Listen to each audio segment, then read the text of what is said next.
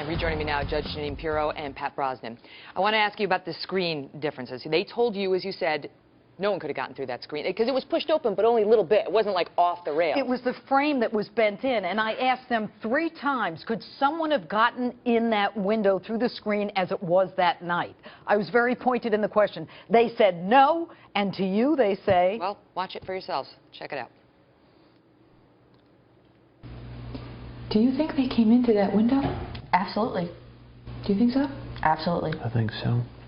How? Because the screen was pushed off only a small amount. Not enough for a I see body the to pictures later. It was off the track. It's popped out of the track, and there's a spider web on it.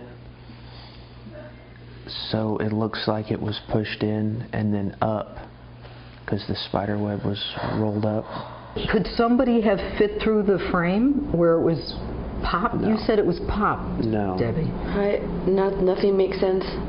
Could someone have fit through that? If they had removed it all the way, but why would you remove it and then push it halfway back? That doesn't make sense. So, But based on the condition it was in, could someone have gone through that? That you saw? No. 3 times. And what's amazing is it seems that Jeremy is now coming up with almost apologies. We only heard about this fan on High with your interview when the interviews this past weekend. All of a sudden, maybe she didn't hear it because her fan was too high. And then when I asked them about the dog, I said, don't you have a dog in the backyard? Jeremy comes in and he says, well, the dog was in the back. He couldn't see what was going on in the front. Now, Megan, you saw that house. It's no more than 20 feet deep. And there's another dog right next door. And their fence comes up to the front of the Irwin's house. It's not like it's way far back. What's happening here, Pat? You've been around the block. What's happening here? I think what we have is complicity on part of one or both parents. And I think from the continued, intelligent, unrelenting, very relevant and pertinent inquiries from both the Missouri FBI, the Missouri State Police, private investigators, local authorities, they're getting worn down the same way a beach gets worn down from erosion.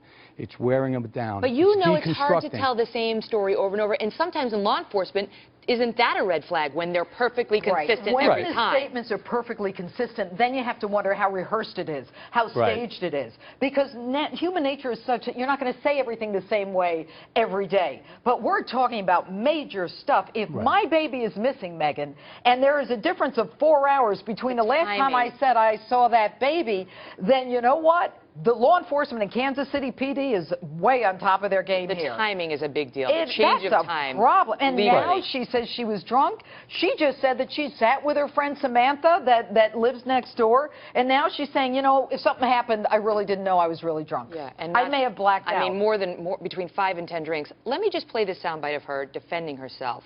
I want to get your reaction to it. It's so easy to hear the story and say, oh, she drank, or oh, it's so easy to say those things. But I know I didn't do anything. He didn't do anything. So there's a bad guy out there with my baby right now. And there's people that are judging me. Please just look for her.